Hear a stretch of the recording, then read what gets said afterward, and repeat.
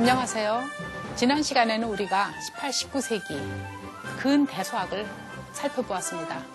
위대한 수학자 오일러, 가우스, 불우한 천재 갈로와 아벨의 삶과 수학의 업적을 살펴보았죠. 이번 시간에는 20세기 이후의 수학을 연 집합론의 창시자 칸토, 20세기 최대 수학자 힐베르트, 수학으로 노벨상을 받은 존 내쉬, 수학으로 나라를 구한 여러 수학자들을 만나보는 시간이 되겠습니다.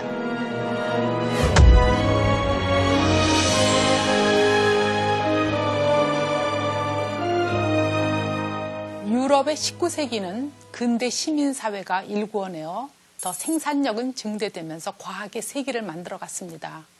화학에서는 분자설, 원자설이 나왔고 생명과학에서는 멘델의 법칙, 진화론이 나왔고 노벨은 다이너마이트를 생산했습니다. 에디슨은 축음기와 또 전기를 발명하고 많은 과학적이 엄청나게 많은 과학의 세계였습니다. 이때 수학에서는 칸토가 집합론을 발표합니다.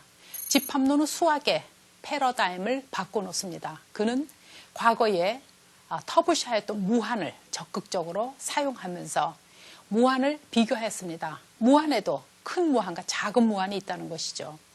자연수의 집합은 셀 수 있기 때문에 셀 수 있는 무한이고 무리수의 집합과 실수 집합은 셀 수 없기 때문에 셀 수 없는 무한이라는 것이었습니다. 물론 이런 생각은 그의 스승인 크로네커조차 인정하지 않았기 때문에 그는 고뇌할 수밖에 없었습니다. 분자설과 원자설이 나올 때 요소들의 모임을 집합이라고 정의한 칸토는 같은 그리스 시대에서부터 요소 환원주의적으로 보았던 시대정신이라는 것을 알 수 있습니다. 칸토는 데데킨트에게 편지를 하기를 임의의 선분과 무한히 뻗는 직선 사이에는 같은 점들이 있다고 하면서 그것을 증명하고 자기도 이해할 수 없다고 믿기 어려운 사실이라고 그 마음을 털어놓았습니다. 이런 현실과 괴리 사이에서 괴리를 느끼면서 그는 말년에 불우하게 정신병을 앓을 수밖에 없었습니다.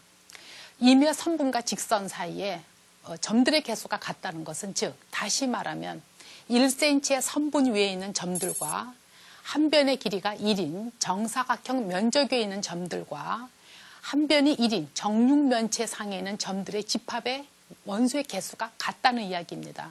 상식적으로 이해되지 않는 것을 칸토는 보았기 때문에 그 무한의 바다에서 헤엄치면서 시대가 인정해주지 않는 그런 아픔들을 겪어야 했습니다. 칸토는 셀 수 있는 무한을 특별히 그가 유태인이었기 때문에 히브리 전통에 따라서 히브리 알파벳 처음 글자인 알레프라는 글자를 사용했습니다. 그래서 알레프는 셀 수 있는 무한을 나타내는 수입니다. 우리가 알고 있는 이렇게 팔자가 누운 형태는 그거는 무한을 나타내는 수가 아니라 무한을 나타내는 기호입니다. 칸토는 1845년에 태어났습니다. 우리나라가 일제강점기에서 해방이 됐던 1945년일 때 그 100년 전에 태어났습니다. 러시아에서 태어나서 유대인의 아버지 혈통을 이어받은 네덜란드의 부유한 상인이었습니다. 아버지는. 어머니는 또 카톨릭 신자로서 어려서부터 종교와 음악을 가르칠 수 있는 교양인이었습니다.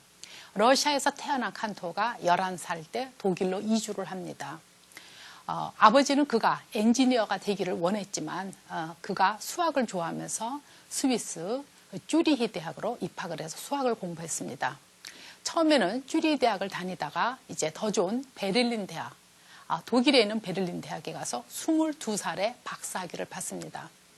그리고 그는 할레 대학의 교수가 되었어요. 할레라고 하는 도시는 음악으로 유명한 핸델이 태어난 곳이었고 활동한 곳입니다. 음악도시라는 이름 못지않게 그곳에서는 늘 음악회가 열리고 오페라가 공연되었다고 합니다. 할레 대학의 교수를 하면서 그는 무리수에 대한 개념을 확장시켜 나가기 시작합니다. 그가 이렇게 무리수를 발전시킬 수 있고 무한의 개념을 발전시킬 수 있었던 것은 자유롭게 자유주의적인 정신을 가지고 사고했던 결과였습니다. 그는 수학의 본질은 자유라고 부르짖었습니다. 종래의 고정관념에서 탈피했습니다. 그는 29살 때 무한에 대한 논문을 발표했는데 너무 혁명적이어서 수학자들이 이해하기가 힘들었습니다.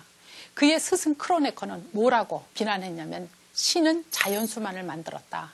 그 이외의 수는 모두 인간이 만든 것이라고 하며 칸토를 인정해주지 않았습니다. 스승에게 인정받지 못하는 그런 실망감, 또 배신감, 좌절 이런 것들이 그를 더 힘들게 하였습니다. 칸토의 먼지라는 것을 한번 생각하죠. 칸토는 이런 생각을 했어요. 여기 1cm의 선분이 있습니다. 그럼 1cm의 선분을 3등분을 해서 가운데 부분을 제거합니다. 잘라내요. 그 다음에 2토막이 나왔으면 그것을 다시 3등분을 해서 또 잘라냅니다. 4토막이 나오면 그것을 다시 3등분을 해서 가운데 토막들을 다 잘라냅니다. 자, 1cm의 선분을 가지고 시작했는데 잘라낸 선분의 길이를 계산해 봅시다. 처음에 3분의 1을 잘라냈기 때문에 3분의 1 플러스 그 다음엔 9분의 1을 2토막을 잘라냈기 때문에 9분의 1 곱하기 2가 됩니다. 그 다음에는 27분의 1을 4토막을 잘라냈습니다. 이렇게 해서 더하면 3분의 1 플러스 3의 제곱분의 2 플러스 3의 3승분의 2의 제곱이 되어서 고등학교에서 배우는 등비수열의 합의 공식에 의해서 바로 합이 1이 됩니다. 그러면 1cm에서 시작한 선분의 길이를 잘라낸 것들을 다 더했는데 1cm가 됐습니다. 우리가 보통 상식적으로 생각한다면 1cm의 선분에서 시작한 잘라낸 길이가 모두 1cm니까 남은 것은 0이어야지 됩니다.